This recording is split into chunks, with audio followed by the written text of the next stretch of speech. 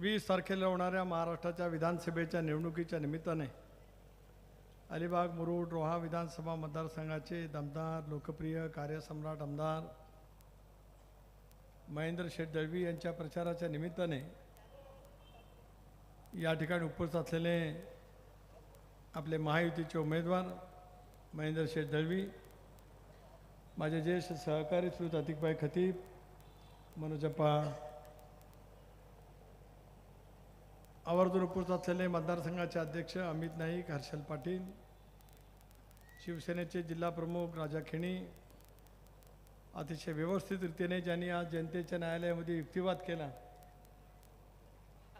ते आमचे सहकारी ॲडव्होकेट महेशजी मोहिते, माझे ज्येष्ठ सहकारी हिराचंदजी तांबे, मंगेशभाई दांडेकर, आमच्या स्मितादिदी खेडेकर, आमच्या माई, सर्वच सन्माननीय महायुतीचं व्यासपीठ, पत्रकार मित्र, वाहिन्यांचे प्रतिनिधी आणि अभूतपूर्व उत्साहाच्या वातावरणामध्ये जमलेल्या माझ्या तमाम मुरुडवासीय नागरिक बंधू भगिनी आणि सहकारी मित्रांनो,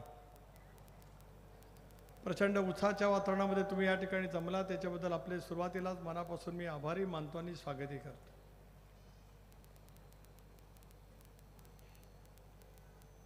चार 5 दिवस अगोदर प्रचंड पद्धतीचा प्रखर उन्हाळा होता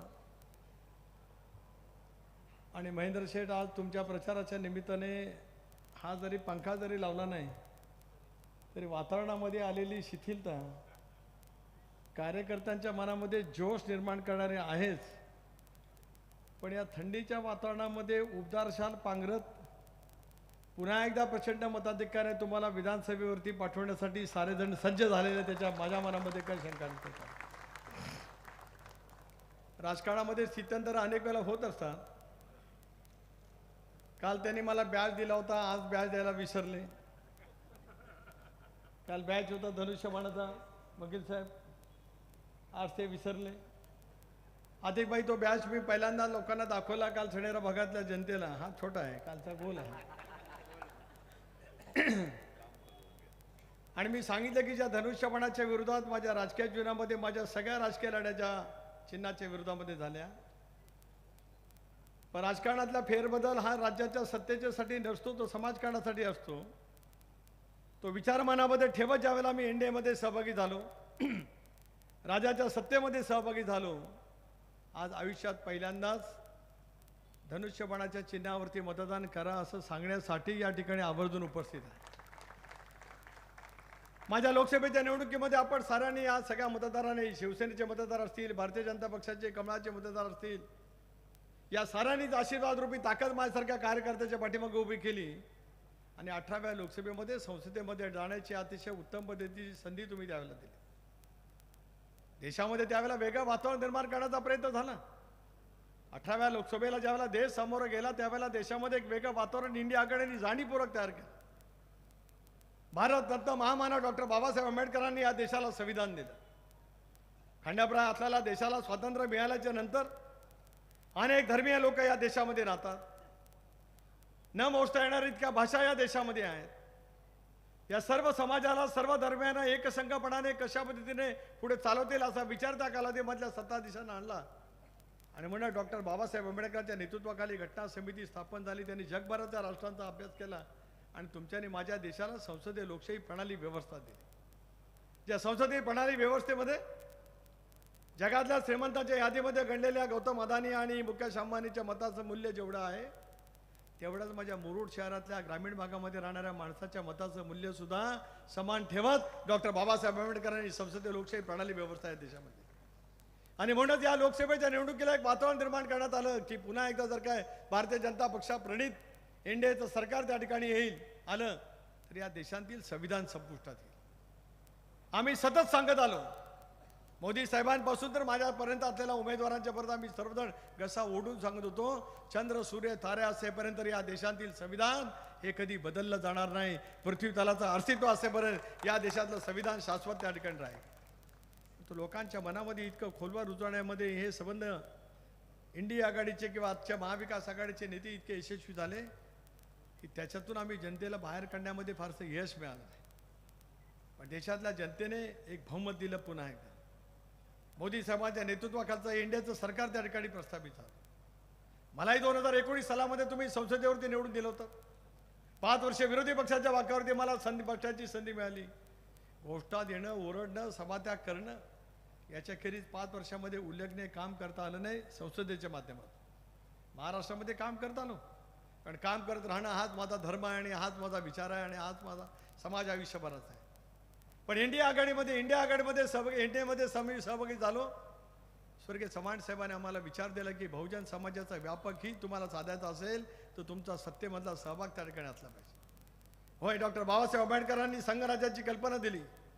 केंद्र आणि राज्य सरकारचे अधिकार त्यांनी त्या ठिकाणी नक्की करून दिले. घटनेमध्ये केंद्राने करायच्या उपाययोजना, राज्यांनी करायच्या उपाययोजना आणि दोघांनी संयुक्तपणाने करायच्या उपाययोजना.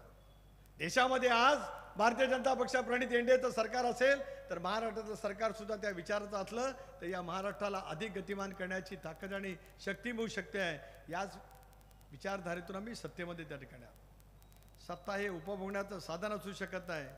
सत्ता हे जनतेचं सेवा करण्याचं प्रभावीपणाचं साधन आहे. आणि म्हणत या व्यासपीठावरती माझे असंख्य जुने सहकारी बसलेत. ज्या वेळेला या जिल्ह्याचा पालकमंत्री होतो, स्वप्नातही मनामध्ये मी कधी आणलं नव्हतं की मला लोकसभेची निवडणूक लढायचं आहे. पण माझ्या या जंजिरा मुरुडच्या शहरासाठी ज्या ज्या काही गोष्टी करण्याची तत्परता त्या कालावधीमध्ये दाखवली, त्या सर्वच गोष्टी करण्याच्या दृष्टीतून मला पावलं त्या ठिकाणी उचलतात. महेंद्र शेठ बोलून गेलात तुम्ही चुकून. तुम्ही म्हणालात की कोण सत्तेवरती नव्हतं म्हणून मला काम करता. आपली माणसं सत्तेवरती असलीच पाहिजे. प्रशासक हा शासकीय अधिकार आहे, पण स्थानिक स्वराज्य संस्था ती आता आपलीच येईल. मला अशी अपेक्षा की पुढे आपण असंच व्यासपीठावरती एकत्रित असू. दुजाभाव अजिबात दाखवू नका. हे ऐसा देखो, इधर देखो, इधर उधर मत देखो, मेरे तरफ देखो. आग से आग लगाओ, आग से आग मिलो. शेवटी स्थानिक स्वराज्य संस्थांच्या माध्यमातून सुद्धा आपल्याला सर्वांगीण पैचा विचार त्या ठिकाणी करता येतो. कारण या शहरातल्या गरजा काय आहेत, या शहरातल्या उद्याच्या भवितव्यातल्या भावना काय आहेत, त्याचं प्रतिबिंब सर्वांच्या मार्फत आपण करण्याचा प्रयत्न केला तर त्याचा फरक त्या ठिकाणी होऊ शकतो. आज मला आनंद वाटतोय की महाराष्ट्रामध्ये महायुतीचं सरकार एकनाथरावजी, देवेंद्रजी, अजितदादाच्या नेतृत्वाखाली त्या ठिकाणी अनेक वेळेला टीका टिप्पणी केली जाते आणि प्रामुख्याने महाविकास आघाडीचे नेते तर सातत्याने या संदर्भामध्ये बोलतात. अखिल भारतीय शेतकरी कामगार पक्षाचे नेते सुद्धा या संदर्भामध्ये सातत्याने आमच्यावरती टीका टिप्पणी करत आले की आमचा सत्तेतला सहभाग हा कुठल्या विचारधारावरती आधारित आहे. होय, 2019 सालामध्ये महेश मध्ये तुम्ही सांगितलं ती वस्तुस्थिती खरी आहे. 2019 सालामध्ये महाराष्ट्रामध्ये शिवसेना आणि भारतीय जनता पक्ष एकत्रितपणे निवडणूक लढला. काँग्रेस, राष्ट्रवादी काँग्रेस आणि इतर पक्ष एकत्रितपणे निवडणूक लढले. स्पष्टपणाचा कौल त्या कालावधीमध्ये मिळाला. भारतीय जनता पक्षाच्या कमळ चिन्हावरती 105 जागा आणि त्यांचे मित्र पक्ष 10 असतील आमदार. शिवसेनेचे एकत्रित जागा 56 आणि त्यांचे मित्र पक्ष असतील 5. पण दोघांची जरी कमळ आणि धनुष्यबाणाची बेरीज केली तरी 161 होत होती. स्पष्टपणाचं बहुमत राज्यामध्ये युतीच्या सरकारला त्यावेळेला मिळालेलं होतं आणि काँग्रेस आणि राष्ट्रवादी काँग्रेस पक्षाला विरोधी पक्षाच्या बाकावरती बसण्याचा कौल जनतेने स्पष्टपणाने दिला होता. राजकारणामध्ये काही घडामोडी घडतात. मुख्यमंत्री पदावरचा वाद त्या कालावधीमध्ये निर्माण झाला. का झाला, कसा झाला याचा तपशील मला माहिती आहे, पण त्याचं विश्लेषण करण्याची याची वेळ नाही. पण आम्हाला कधी वाटलं नव्हतं की ज्या सोनिया गांधींच्यावरती प्रचंड टीका सामना वर्तमानपत्रातून केली गेली, अनेक वेळेला उद्धवजींनी सोनिया गांधींच्यावरती प्रहार दिले गेले, त्यावेळेला सोनिया गांधी काँग्रेस पक्ष शिवसेनेच्या नेतृत्वाखालच्या, उद्धव ठाकरेंच्या नेतृत्वाखालच्या सरकारमध्ये सहभागी होईल असं या राज्यातल्या जनतेला कधी वाटलं नव्हतं. एकदाच घडलं. 1980 साली हिंदू हृदय सम्राट बाळासाहेब ठाकरे यांनी शिवसेनेची एकही उमेदवार महाराष्ट्रामध्ये उभा केला नाही. ते केवळ बॅरिस्टर अंतुले साहेबांची आणि त्यांची अत्यंत घनिष्ठ मैत्री होती. म्हणूनच त्यावेळेला एक धाडस एका पक्षाच्या नेतृत्वाने त्या कालावधीमध्ये दाखवलं. त्यानंतर या महाराष्ट्राच्या राजकारणामध्ये वेगवेगळे कंगोरे निर्माण झाले. पण 19 सालामध्ये आपण पाहिलं त्या कालावधीमध्ये महाविकास आघाडीचं सरकार त्यावेळेला सत्तेवरती आलं. ते नैसर्गिक होतं का आणखीन काय होतं त्याच्याबद्दलचं भाष्य करण्याची आजची वेळ नाही. परंतु सत्तेच्या सारीपाट्यावरचे वेगवेगळे डाव त्यावेळेला खेळत असतानाच अनेक वेळेला राजकीय तडजोडी त्या ठिकाणी होत असतात. अनेक वेळेला टीका टिप्पणी होती आमच्यावरती. राष्ट्रवादी काँग्रेस पक्ष कशा अर्थाने भारतीय जनता पक्षावरती जाऊ शकला. जर काही राष्ट्रवादी काँग्रेस पक्ष भारतीय जनता पक्षाबरोबर गेला याच्याबद्दलचं जर काय कोणाच्या मनामध्ये काही संभ्रम निर्माण होत असेल तर 19 सालामध्ये उद्धवजींच्या नेतृत्वाखालच्या सरकारमध्ये काँग्रेस आणि राष्ट्रवादी काँग्रेस पक्षात सुद्धा कसा सहभागी झाला असे प्रश्न निर्माण होत असतात. आज या राज्याला स्थिरतेची आवश्यकता आहे. देशामध्ये ज्या वेळेला एक काय असं होतं की एक काली काँग्रेस पक्षाचं सरकार या देशामध्ये सतत राहिलं होतं. एक अपवाद झाला की ज्या वेळेला आणीबाणीच्या कालावधीमध्ये या देशातल्या जनतेने पूर्णपणाचा एक संताप व्यक्त केला आणि म्हणूनच मी सांगतो की डॉक्टर बाबासाहेब आंबेडकरांनी इतकं संविधान आपलं मजबूत करून दिलेलं आहे की 77 सालच्या निवडणुकीमध्ये इंदिराजींचाही पराजय झाला आणि संजय गांधींचाही पराजय झाला आणि देशामध्ये जनता पक्ष एकत्रित सत्तेवरती आला. पण त्यावेळेला जयप्रकाश नारायण यांच्या नेतृत्वाखालच्या जनता पक्षात सर्व राजकीय पक्ष विलीन झालेले होते. आघाडीचं राजकारण नव्हतं, एका पक्षाचं राजकारण होतं. पण पुन्हा एकदा या देशातल्या जनतेने इंदिरा गांधींना सत्तेवरती 1980 सालामध्ये आणलं आणि त्याच्यातून सुद्धा एक तऱ्हेची वाटचाल झालेली पाहायला मिळाली. पण 1989 सालापासून ते आजपर्यंत या देशामध्ये आघाडीची सरकार आहे. तुमच्यानी माझ्या महाराष्ट्रामध्ये सुद्धा एकेकाळी स्पष्टपणाचं काँग्रेसचं बहुमत असलेली सरकार आपण 1960 सालापासून पाहिली. 1 मे 1960 साली स्वर्गीय यशवंतराव चव्हाण साहेबांनी महाराष्ट्राचा मंगल कलश शिवाजी पार्कच्या ऐतिहासिक मैदानावरती स्वीकारला. तिथपासून सलग काँग्रेस पक्षाची सत्ता या महाराष्ट्राने अनुभवली. पण 95 सालामध्ये राज्यामध्ये शिवसेना आणि भारतीय जनता पक्षाचं सरकार त्यावेळेला, त्यावेळेपासून आजही राज्याच्या राजकारणामध्ये आघाडीचं किंवा युतीचं राजकारण त्या ठिकाणी आम्ही सहभागी झालो. आज मला समाधान वाटतं की या घेतलेल्या निर्णयाचं फलित पाहायला मिळतं. वेगवेगळ्या योजना या महाराष्ट्राच्या कानाकोपऱ्यामध्ये त्या ठिकाणी राबवल्या जाऊ शकतात. असंख्य माझ्या मुस्लिम समाजातल्या भगिनींनी आज शिवसेनेमध्ये या ठिकाणी प्रवेश केला. शेवटी ज्या कालातल्या या योजना ज्या पद्धतीने या राज्याच्या महायुतीच्या सरकारने देण्याचा प्रयत्न केला, ज्याच्यामध्ये पुढाकार सर्वच तिन्ही पक्षाच्या नेते मंडळींनी घेतला, लाडकी बहीण नावाची योजना आणली आणि आज महाराष्ट्राच्या कानाकोपऱ्यात 2,30,00,000 महिलांच्या खात्यात थेटपणाने आज 7,500 रुपये जमा झाले. अनेक वेळेला टीका टिप्पणी केली जाते आणि अल्पसंख्याक समाजाच्या मनामध्ये संभ्रम निर्माण केला जातोय. आज मी सवाल विचारतोय या विरोधकांना की या योजनेचा फायदा सर्व धर्मीय महिला भगिनींना त्या ठिकाणी मिळाला. कधी असं कोणी नजरेसमोर ठेवलं नाही की हा या धर्माचा, हा या धर्माचा, हा या समाजाचा, हा या समाजाचा. कारण आम्ही शिवशाहू फुले आंबेडकरांची सामाजिक समता जपणारे कार्यकर्ते आहोत. त्या सिद्धांतावरती वाटचाल करण्याचा प्रयत्न करतो आहोत आणि त्याच्यातून सर्वांनाच एक ताकद आणि शक्ती मिळाल्याचा प्रयत्न आज या महायुतीच्या सरकारच्या माध्यमातून त्या ठिकाणी झालेला पाहायला मिळतो. 3 गॅस सिलेंडर मोफत, महिलांना 50% ST मध्ये प्रवास करण्याचं मोफत सवलत, 8 लाख रुपयापर्यंत आर्थिक उत्पन्न असणाऱ्या प्रत्येक कुटुंब कुठल्याही धर्माचा असेल तर त्यांना त्यांच्या मुलींचं उच्च शिक्षण, डॉक्टर व्हायचं असेल, इंजिनियर व्हायचं असेल, पायलट व्हायचं असेल, आर्किटेक्ट व्हायचं असेल, वकील व्हायचं असेल तर त्याचा सगळा खर्च आता महायुतीचं सरकार त्या ठिकाणी करणार. ही ज्याला लाडकी बहीण योजना आणली त्याला विरोधकांनी टीका टिप्पणी केली. आज माझं आव्हान आहे महाविकास आघाडीच्या नेत्यांना, त्यांनी त्यावेळेला टीका टिप्पणी केली की ही योजना फलितच होणार नाही आणि ही योजना ज्या दिवशी होईल त्याला महाराष्ट्र आर्थिक डबघाईस येईल. होय, मला सेवादांच्या जनतेने 2009 सालामध्ये निर्वाचित केलं. त्यावेळेला या राज्याचा 50वा अर्थसंकल्प मी मांडला. माझ्या नशिबी लिहिलं होतं की राज्याचा अर्थसंकल्प मी 50वा मांडावा. त्याच वेळेला मुरुडच्या अंजुमन इस्लामी संस्था 100 वर्षापूर्वी स्थापन झाले, त्याला 50 लाख रुपये देण्याचं भाग्य मला मिळालं. ते 14-15 वर्षापूर्वी त्या कालावधीमध्ये. माझ्यासाठी सांगण्याचा काय प्रयत्न आहे की मी अर्थसंकल्प मांडलाय, आम्हाला अर्थव्यवस्था काहीतरी कळतं.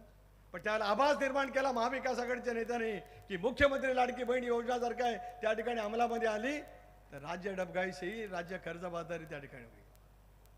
काही हस्तकांना हाताशी धरण्यात आलं. उच्च न्यायालयामध्ये याचिका दाखल करण्यात आली. महाराष्ट्रातल्या तमाम माऊलींच्या स्वाभिमानाच्यासाठी केले गेलेल्या योजनांच्या वरती न्यायालयाच्या माध्यमातून स्थगिती आणण्याचं जाणीवपूर्वक सामाजिक पाप महाविकास आघाडीच्या नेत्यांनी त्या कालावधीमध्ये केलं.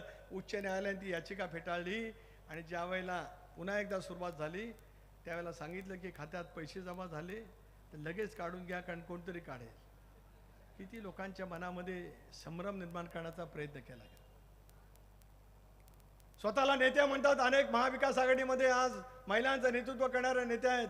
त्यांनी तर अनेक वेळेला असं सांगितलं की 1500 रुपयामध्ये तुम्ही महिलांना काय त्यांना विकत घेतात की काय.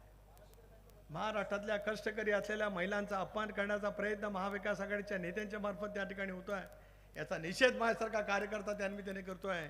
आणि खऱ्या अर्थाने आज मला सांगायला पाहिजे की रक्षाबंधनाचा दिवस आणि भाऊबीजेचा दिवस आपल्या जसं ईद आहे तसं आज हिंदू धर्मामध्ये बहीण भावाचं पवित्र नातं अतूट बंधनाचं कसं असतं त्याच्यासाठी 2 दिवस 365 दिवसापैकी आहेत. त्यातला पहिला दिवस नारळी पौर्णिमेचा दिवस ज्याला माझा तमाम कोळी बांधव दर्यामध्ये जातो, नारळ अर्पण करतो, त्या दिवशी रक्षाबंधनाचा पवित्र दिवस असतो. त्या रक्षाबंधनाच्या या पवित्र दिवशी 2 दिवस अगोदर तुमची लेख असलेल्या आदितीने मुख्यमंत्री आणि दोन्ही उपमुख्यमंत्र्यांच्या आदेशांनी 3,000 रुपये माझ्या महिला भगिनीच्या खात्यामध्ये जमा केले आणि रक्षाबंधन करणाऱ्या महिला भगिनींना खऱ्या अर्थाने ओवाळणी या 3 भावांनी त्यावेळेला दिली.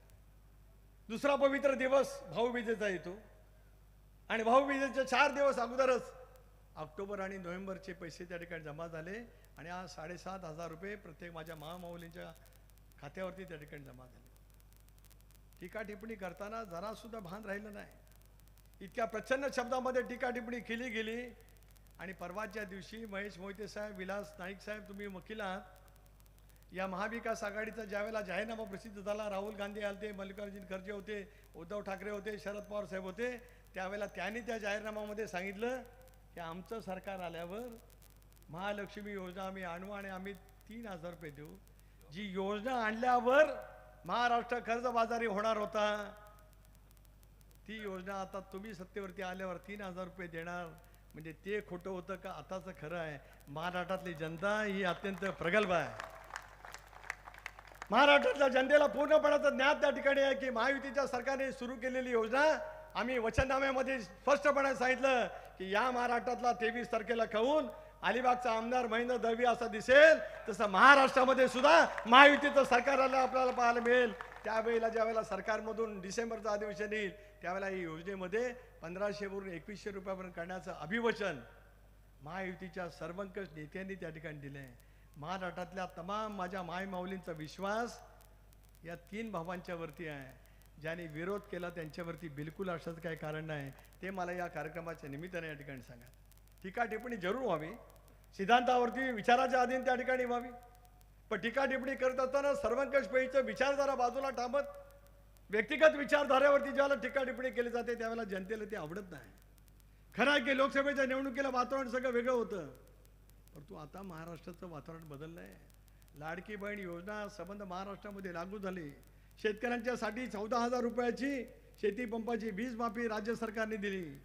निर्यातीच्या धोरणामध्ये आम्ही सर्वांनी जाऊन दिल्लीला नरेंद्र मोदी साहेबांनी अमित भाईंना साकडं घातलं की कांदा उत्पादक शेतकरी असेल किंवा कोणी कृषी मालाचं उत्पादन करणारा शेतकरी असेल, निर्यात बंदी याच्या पुढे केली जावी आणि आयाताचं धोरण अशा पद्धतीने केलं जावं इम्पोर्टचं की ज्याच्यातून माझ्या या देशातल्या कष्टकरी असलेल्या बळीराजाच्या त्यांनी उत्पादित केलेल्या धान्यमालाला योग्य तो त्या ठिकाणी भाव मिळेल. ही कल्पना सुद्धा भारत सरकारने त्या ठिकाणी अतिशय उत्तम पद्धतीने उचलून धरली. आज कांद्याचे दर वाढले, शेतकऱ्यांना मिळायला लागले, सोयाबीनचे दर वाढले, किमान आधारभूत किंमत त्या ठिकाणी केली गेली.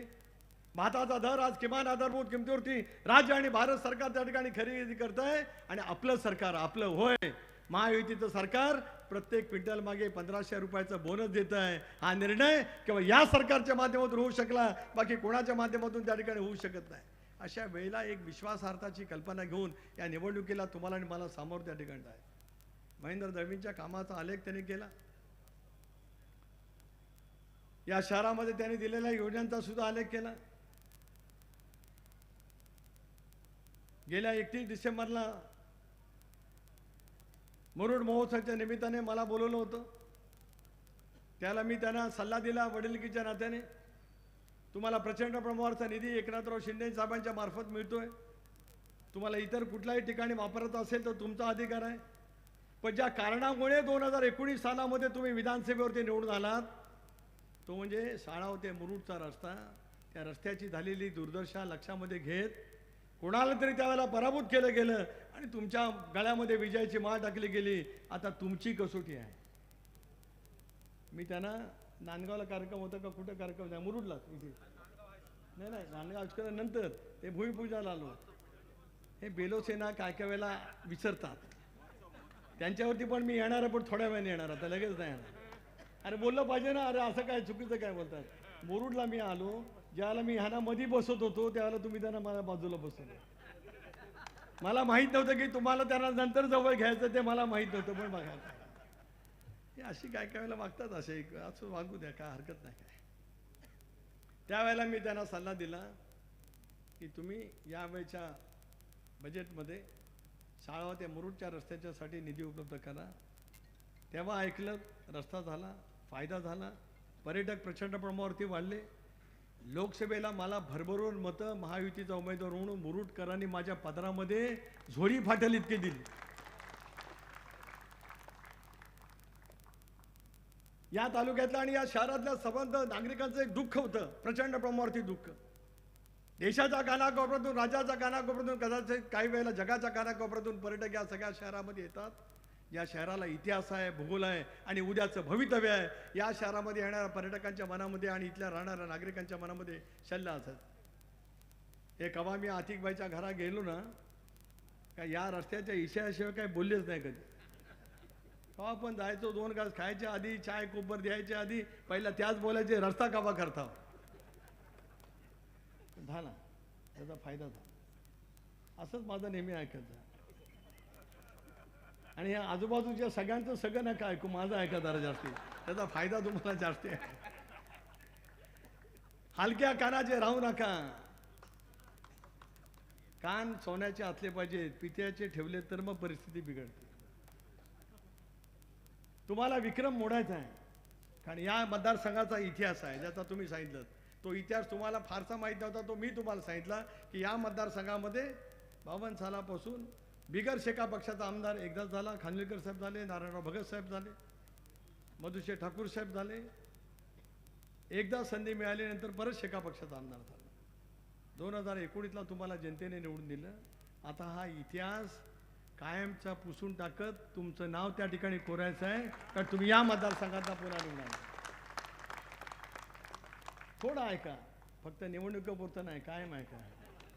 आता निवडणूक संपल्यावर विसराल, ऐसा काय करू नको बाबा,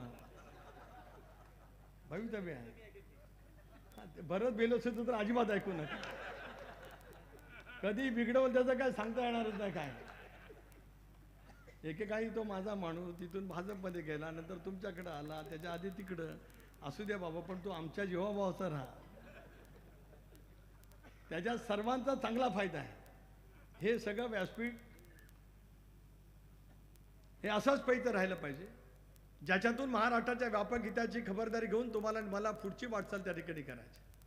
आणि ती करण्यासंदर्भातली विचारधारा आपल्याला करायची आहे. काल संध्याकाळी आपण सणेराच्या भूमीवरती ऐतिहासिक विराट सभा झाली आणि या सभेला सुद्धा एक चित्र मुरुड शहराचं आणि ग्रामीण भागातलं स्पष्ट केलंय की लोकसभेच्या पेक्षा जास्ती युक्त माप आता या मतदारसंघात तुमच्या पाठीमागे 100% उभं राहील. त्याच्यात कोणाच्या मनामध्ये संदेह आणि संभ्रमाचं काही कारण नाही. विकास कामाची प्रक्रिया ही अव्याहत पाण्यात चालू राहत असते, ती एक निरंतर प्रक्रिया आहे. निवडणुका येतात जातात, पण समाजाची तुमचं असलेलं ऋण काय पद्धतीने तुम्ही अधोरेखित करता याच्यावरती तुमचं राजकीय भवितव्य लोक त्या ठिकाणी ठरवत असतात. ते ठरवण्याच्या दृष्टिकोनातून निर्णायक पद्धतीच्या निवडणुकीला सामोरं जाणं हे आपल्या सर्वांचं कर्तव्य त्या ठिकाणी ठरू शकतं. होय, मला 18व्या लोकसभेमध्ये दिलं. 4 तारखेला संध्याकाळी निकाल लागला, त्यावेळेला अजितदादांचा फोन आला की अमित भाईंचा फोन आलाय, उद्या एनडीएची बैठक सकाळी 11 वाजता आहे आणि तुला त्या ठिकाणी जायचं आहे. निकालाचं सर्टिफिकेट घेतलं, संध्याकाळी 5 वाजता मिरवणूक काढत गेलो, रात्री उशिरा घरी गेलो असेल आणि सकाळी दिल्लीत गेलो. लगेच त्या दिवशी आम्ही सर्व नेत्यांनी सांगितलं, चंद्राबाबूंनी सांगितलं, नितीश बाबूंनी सांगितलं, रामविलास पासवान यांच्या चिराग पासवान यांनी सांगितलं, सर्वांनी मिळून सांगितलं की लवकरात लवकर राष्ट्रपती महोदयांच्याकडे जाऊन आपण सरकार स्थापनेचा कौल मिळावा, कारण स्पष्टपणाचं बहुमत इंडिया आघाडीला त्या ठिकाणी महाराष्ट्र देशातल्या जनतेने दिलं होतं. देशाच्या सत्तेवरती आलं.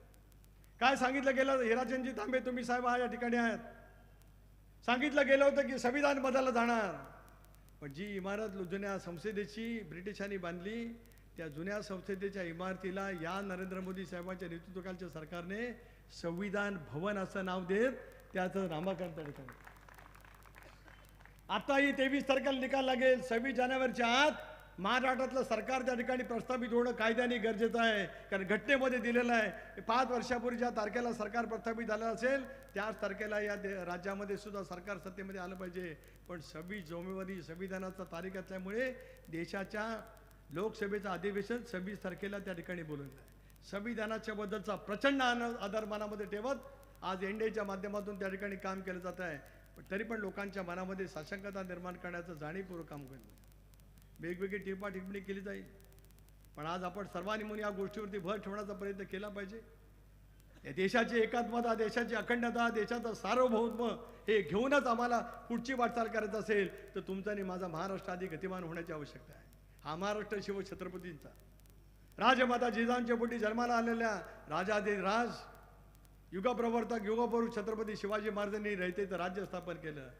अनेकांनी आपापल्या नावाने राज्य स्थापन केली, परंतु एकमेव राज्य या जगाच्या पाठीवरती आहे ज्या राज्याला छत्रपतींनी भोसल्यांचं राज्य म्हणून कधी म्हटलं नाही, तर हे माझं रयतेचं राज्य आहे. असंच आयुष्यभर छत्रपती शिवाजी महाराजांनी त्याला अधोरेखित केलं. आणि आज हे आपण सांगतोय की रयतेचं राज्य कसं असावं ते छत्रपती शिवरायांच्या माध्यमातून त्या ठिकाणी पाहायला मिळालं.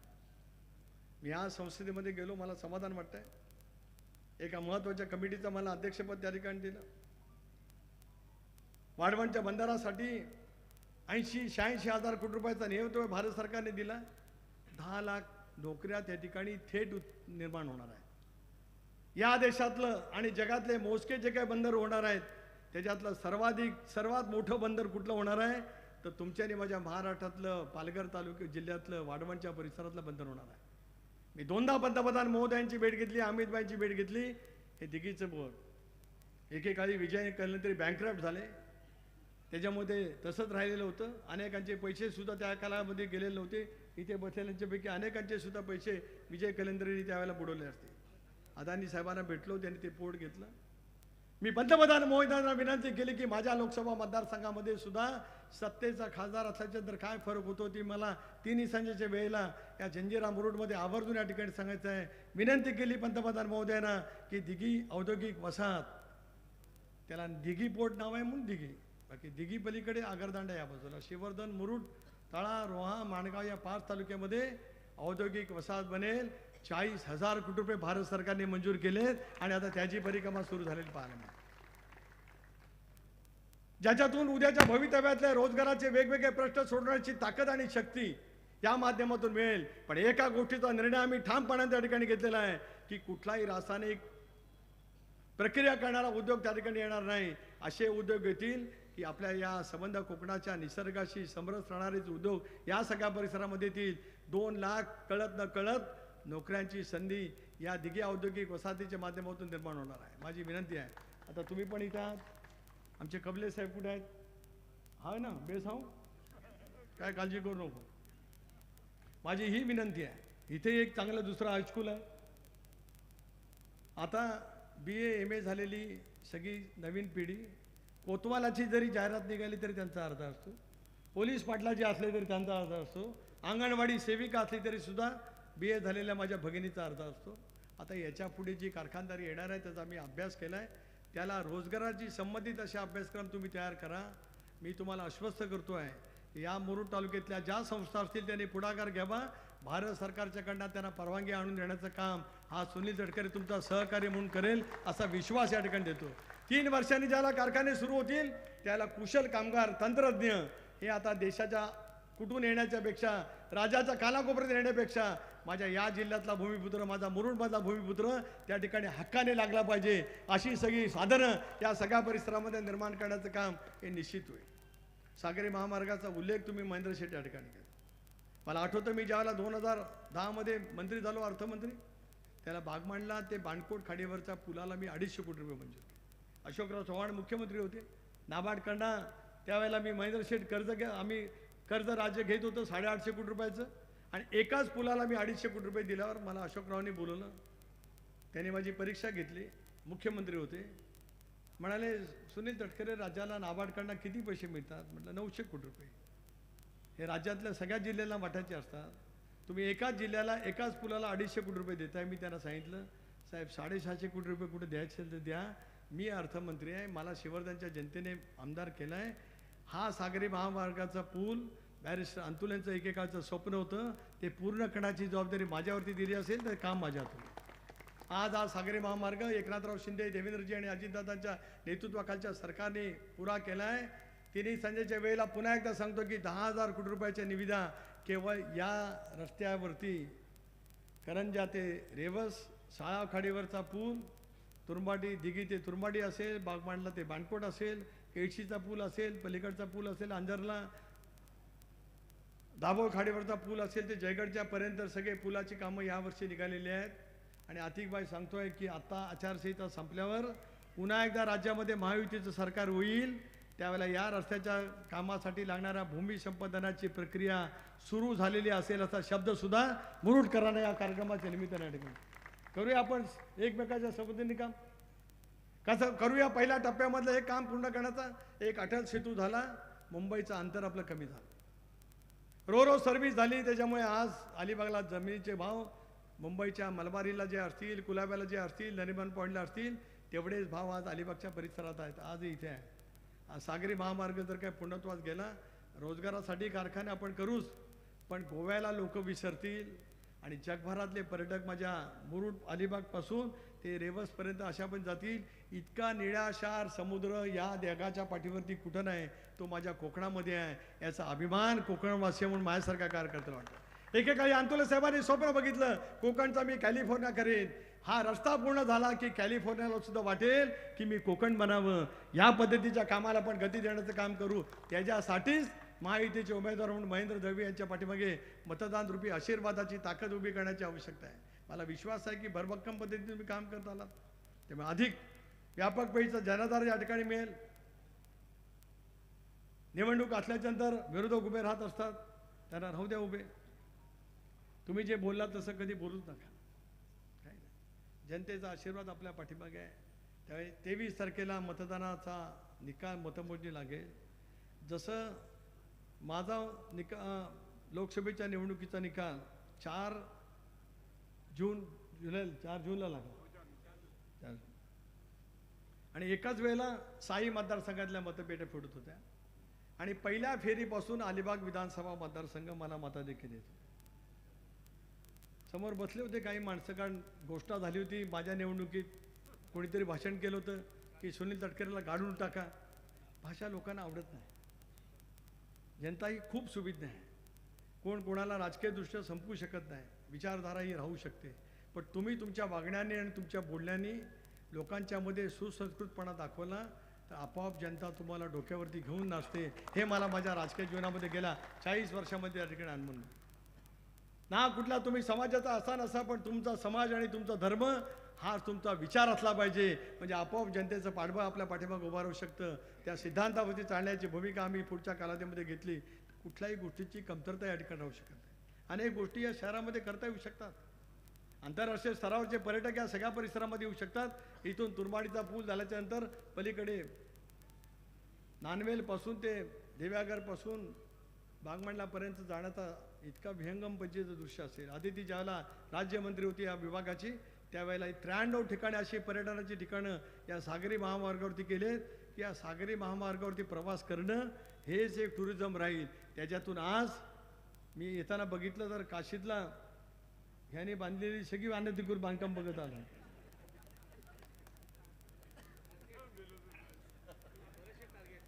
भरत शेठ एकच, तो भरत शेठ वेगळा, तो गरीबाचा भरत शेठ.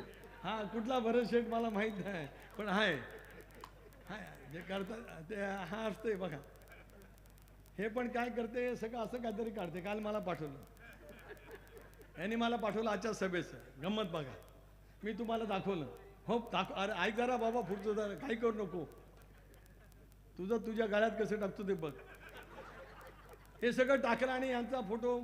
अनेकांनी मला प्रश्न विचारला, साहेब तुम्ही उद्या येणार आहे त्याचा उल्लेख पण त्यांनी नाही केला, तुमचा फोटो कुठं आहे? मी म्हटलं माझा फोटो तिथे नसला तरी महेंद्र दळवीच्या हृदयात सुनील तटकरे आहे, त्याच्यात बाद झाला. फक्त अशा उत्साही कार्यकर्त्यापासून जरा थांबा. ऐका जरा माझं ऐका बाबा. बघा जरा थोडंसं क्लास घ्या एकदा. बघा हे असं गडबड नका करू. ते बघा मागं बसलाय माझा रोह्याचा वर्गमित्र.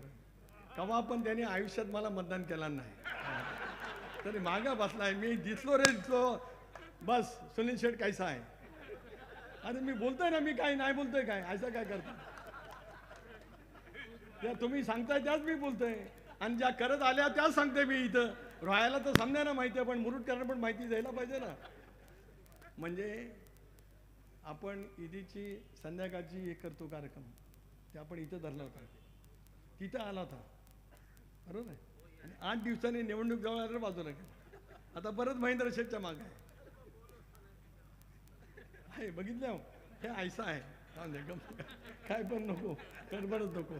आपल्याला सगळ्यांना महेंद्र शेट्टा म्हणजे महायुतीच्या उमेदवारांना पाठीमागे ताकद द्यायची आहे. निर्व्यातपणे सत्य आहे. एकनाथराव, देवेंद्रजी, अजितदादा प्रचंड पद्धतीने मेहनत करत आहेत आणि महाराष्ट्राचं वातावरण पूर्ण बदललं. मी पूर्व विदर्भ फिरलो, पश्चिम विदर्भ फिरलो, मराठवाडा फिरलो, उत्तर महाराष्ट्र, पश्चिम महाराष्ट्र, माझं कोकण, मुंबईसह वातावरण इतक्या विलक्षण पैचं बदललेलं आहे. आणि माझ्या राज्यातल्या मायमाऊली आता ज्या वेळेला मतदानाला जातील त्याला महायुतीचं निशाण बघतील. कुठं कमळ शोधतील, कुठं धनुष्यबाण शोधतील, कुठं घड्याळ शोधतील. याच्याशिवाय माझ्या मायमाऊली मतदान करणाऱ्याचा विश्वास माझा समस्त माझ्या महिला भगिनींच्यावरती त्या ठिकाणी एक वेगळ्या आनंदाच्या उर्मीतून आपण ज्यावेळेला काम करत असतो. यांनीच टीका टिप्पणी केली, आता बहिणीनं दिलं, भावांचं काय, यांनाच कळतं फरक. शेवटी सार्वजनिक जीवनामध्ये, राजकारणामध्ये वावरत असताना अनेक गोष्टी करायला लागत असतात. त्या गोष्टीचं फलित प्रत्येकाला त्या ठिकाणी मिळत असतं. त्याच गोष्टीच्यासाठीच आपल्याला हे निवडणूक अशी जी ऐतिहासिक स्वरूपाची आहे. काम करत राहू. निवडणूक ही सेवा करण्याची संधी आहे. 2024 ते 2029 अशा पैसा प्लॅन करू की गेल्या पुढच्या 5 वर्षात आजही या शहरामध्ये येणाऱ्या पर्यटकांची संख्या मोठी आहे. तुमच्या जाहीरनाम्यात लिहिलंय या संदीपने, पण जसं काल भरत शेठला सांगितलं तसं तुम्हाला इथं सांगतो. पद्मदुर्ग किल्ल्याचं सगळं सुशोभीकरण सुनील तटकरे भारत सरकारच्या परवानगीतून याच वर्षामध्ये पूर्ण केलं. पूर्ण माझा अधिकार. अजिबात आहे असं बोलला ना मी. अरे पण मी सांग, याला भारत सरकारच्या पुरातत्व खात्याची जी परवानगी लागते त्याला जो आता मला अमित भाईंनी आणि पंतप्रधानांनी देशात 4 महत्त्वाची खाती आहेत. जसं संरक्षण, परराष्ट्र, गृह, अर्थ.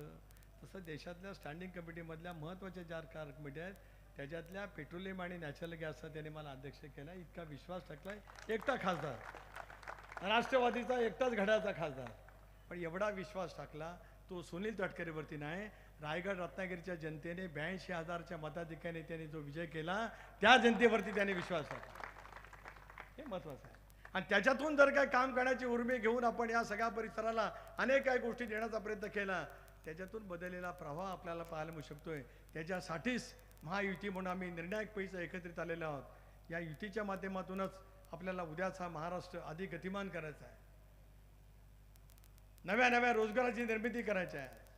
स्वयंरोजगाराच्या वेगवेगळ्या कल्पनेमध्ये आपल्याला त्या ठिकाणी साकार करायचं आहे. एखाद्या कारखान्यात नोकरी मिळायची असेल ती मिळेल, पण माझ्या सगळ्या महिला भगिनींना आर्थिकदृष्ट्या सक्षम करण्यासाठी MSEBच्या अंतर्गत, पंतप्रधान रोजगार योजनेच्या अंतर्गत, रोजगार शाश्वत योजनेच्या अंतर्गत 50 लाख रुपयाचं कर्ज मिळतं. त्याच्यातलं 33% ज्या दिवशी कर्ज खात्यात जमा होईल त्यातली 33% रक्कम सबसिडीची त्या दिवशी जमा होते. अशी सगळी योजना या मुरुड शहरातल्या आणि तालुक्यातल्या ज्या ज्या महिला भगिनींना आवश्यक असेल ते देण्याचं काम खासदार म्हणून भावाच्या नात्याने सुनील तटकरे करेल असा विश्वास या ठिकाणी देतो. सोबत महेंद्र शेठ असतीलच, महायुती सगळीच असतील. एकटा दुकटा कधी काम करू शकत नाही. त्याच्यासाठी एक साखळी उभी करावी लागत असते. त्याच्या माध्यमातून आपण सगळेजण काम करत राहू. एवढंच आजच्या प्रसंगी या ठिकाणी सांगतो. अभूतपूर्व संख्येने या ठिकाणी आलात. तीच अभूतपूर्व एकता या पुढच्या उरलेल्या 10-12 दिवसात कायम त्या ठिकाणी ठेवावी. आणि प्रचंड मताधिक्याचा पाऊस अलिबागचे मतदार त्या ठिकाणी दाखवतील. मी अलिबागला 14 तारखेला की 15ला आहेच. पंतप्रधान महोदय पनवेलला आहे, ती सभा झाल्यानंतर मी अलिबागला येणार आहे. पण मुरुड आणि रोहा तालुक्यातल्या सगळ्या पेट्या ज्या वेळेला बाहेर पडलेल्या दिसतील त्यावेळेला याचा वर्षाव झालेला पाहायला मिळावा एवढी विनंती करतो. प्रचंड जनसमुदाय या ठिकाणी आला. तुम्हाला परत सांगतो, त्या हसमुखवर शंका घेऊ नका, त्या पण घेऊ नका आणि आपण घेऊ नका. हे मैदान त्यांनी तयार केलंय, विश्वास ठेवा. सांगितलं ना, फक्त मी सांगितलं तेवढंच, बाकी काही नाही. आपण सगळेजण एक आहोत, एका विचाराने जायचं आहे. महायुतीचा आहे. निर्णय सुद्धा योग्य पद्धतीने सरकार आल्याच्यानंतर बहुमत मिळाल्याचं होईल. कोणाच्या मनामध्ये ते मात्र शंकाचं काही कारण नाही. पण 26 तारखेचा संविधानाचा दिवस महाराष्ट्रातील महायुतीच्या सरकारचं स्थापन झालेला दिवस पाहायला मिळण्यासाठी आपल्या सर्वांच्या आशीर्वादाची ताकद महेंद्र धमीच्या पाठीमागे महायुतीचे उमेदवार म्हणून उभी करा एवढीच विनंती करतो. थांबतो. जय हिंद, जय महाराष्ट्र, जय महायुती. धन्यवाद साहेब. आपण जसं सांगितलं तशी